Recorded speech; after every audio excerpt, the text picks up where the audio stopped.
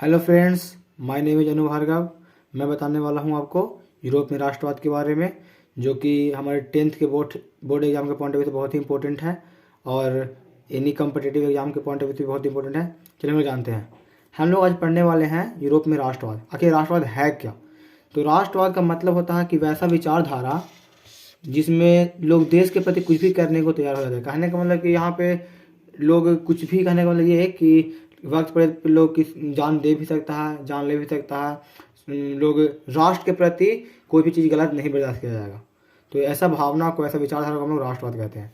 Europe में राष्ट्रवाद का शुरुआत 1789 की फ्रांसीसी क्रांति से माना जाता है।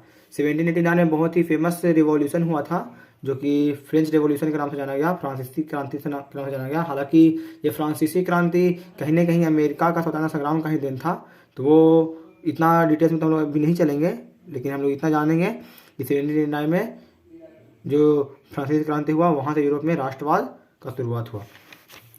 बुरो वंश जो था वो फ्रेंच रिवॉल्यूशन के समय बुरो वंश का शासन रहा। फ्रांसीसी क्रांति के समय लुई 16वां वहाँ का राजा हुआ करते थे, और उस समय जो रानी थी वो मैरी एंटोनियट थी।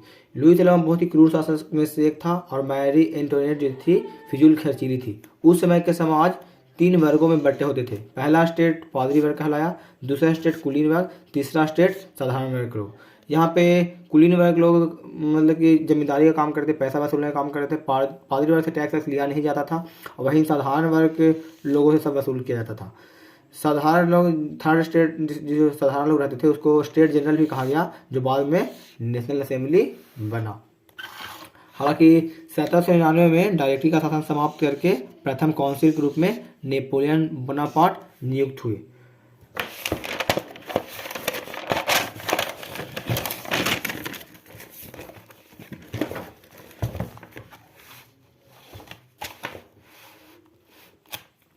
हालांकि 1804 में नेपोलियन बोनापार्ट को फ्रांस का सम्राट बना दिया गया, क्योंकि एज अ प्रथम काउंसिल वो बहुत ही अच्छा काम किए फ्रांस में, जिसकी वजह से 1804 में उनको फ्रांस का सम्राट बना गया। जब 1804 में वो फ्रांस का सम्राट बने तो 1804 में एक नेपोलियन संहिता लाए, जिसमें कुछ कानून था जो कि नेपोलियन द्वारा लाया गया था। नेपोलियन बोनापार्ट के द्वारा ट्रांसपेडेन तथा सिसिलपाइन गणराज्य की स्थापना की गई। नेपोलियन के द्वारा जर्मनी में राइन राज्य संघ की स्थापना हुई। हैब्सबर्ग साम्राज्य के अंतर्गत ऑस्ट्रिया, हंगरी, टिरोल, बोहेमिया और सुडेटलैंड सम्मिलित है। यहाँ पे हैब्सबर्ग साम्राज्य में इतालवी भाषा बोली जाती थी, परंतु हंगरी की आधी भाषा मैग्यार बोलती थी। रोमानीवाद, तो सभ्यता और संस्कृति के माध्यम से राष्ट्रवाद का विकास करना ही रोमानीवाद कहलाता है। 1815 में वाटरलू युद्ध हुआ, जिसमें नेपोलियन की पराजय हुई और मेटरनिक युग की स्थापना हुई। तो वाटरलू युद्ध में नेपोलियन बुरी तरह से पराजित हुआ, और इसके बाद आया अंधकार युग, जिसमें मेटरनी का क्रूर शासन चला, जो कि पूरा धीरे धीरे करके पूरा यूरोप में बढ़ता गया। 1834 में जलवेरान की स्थापना की गई। जलवेरान एक शुल्क संघ थी, जो कि जिसके स्थापना प्रासा में की गई थी।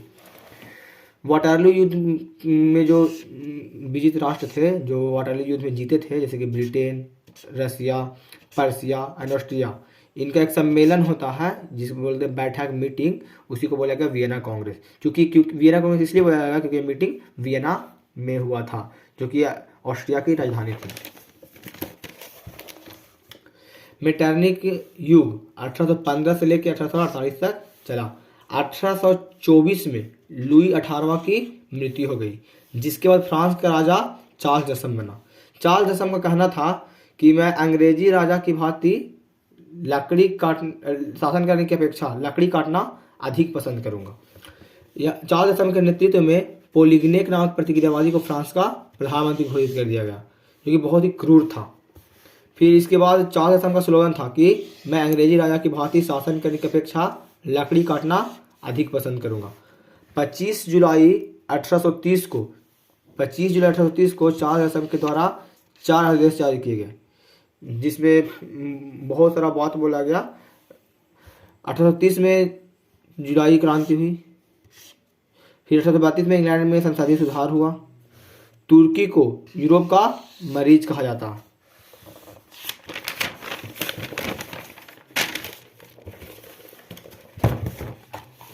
1821 में मोल्डेविया 1821 में अलेक्जेंडर हिमसलाटी के नेतृत्व में मोल्डेविया में विद्रोह हुआ। यूरोपीय सभ्यता का पलना यूनान को कहा जाता है। अंग्रेज कवि जो कि लॉर्ड बायरन की मृत्यु 1824 में ईस्वी में हुई। यूनान का दूसरा विद्रोह मौर्य द्वीप में हुआ था। 1829 में एड्रियानोपल की संधि हुई जो कि रूस और तुर्की के बीच में हुई थी, जिसमें तुर्की अपना हार स्वीकार करके सरेंडर कर चुका था। 1832 में कुस्तुनतुनिया की संधि हुई जिसके द्वारा स्वतंत्र यूनान की स्थापना हुई। 1810 में कार्बोनारी की स्थापना हुई। हालांकि कार्बोनारी का ही संगठन ग्रहण किए थे मेजनी। 1830 के रिवॉल्यूशन के बाद फ्रांस के राजा लुई फिलिप को बनाया गया। लुई फिलिप जो था वो मध्यम वर्ग का समर्थक हुआ करता था और वो गरीब लोगों की स्थिति उसके समय में भी दयनीय बना रहा। उसमें वो कोई इम्प्रूवमेंट ना ला पाया। हालांकि गरीबों की स्थिति सुधारने के लिए लुई फिलिप के विरुद्ध आवाज़ उठाया गया और अंत में ये इंग्लैंड भाग गया। 1840 में गीजो को पीएम बनाया गया जो कि लुई फिलिप के द्वारा बनाया गया, गीजो भी प्रतिक्रियावादी था। नेपोलियन बोनापार्ट को इटली में राष्ट्रवाद का जन्मदाता बोला जाता है। इटली का एकीकरण के लिए 3 पर्सन जिम्मेदार हुए। पहला मेजनी को इटली के एकीकरण का मसीहा कहा जाता था। वहीं गैरिबाल्डी को इटली के एकीकरण का तलवार कहा जाता था और वहीं काउंट कबूर को इटली एकीकरण का प्रतीक कहा जाता था। तो thank you friends watching the video. अगर आपको ये वीडियो पसंद आया हो तो यूरोप में राष्ट्रवाद का पार्ट 2 भी बनाया जाएगा। हालांकि ये क्विक रिवीजन है, जो पढ़े होंगे उनको ज़्यादा अच्छा समझ में आएगा और जो ना पढ़े होंगे उनका MCQ क्लियर होगा। Thank you, bye bye, take care. आशा करता हूँ कि आपको ये वीडियो अच्छा लगा होगा। धन्यवाद।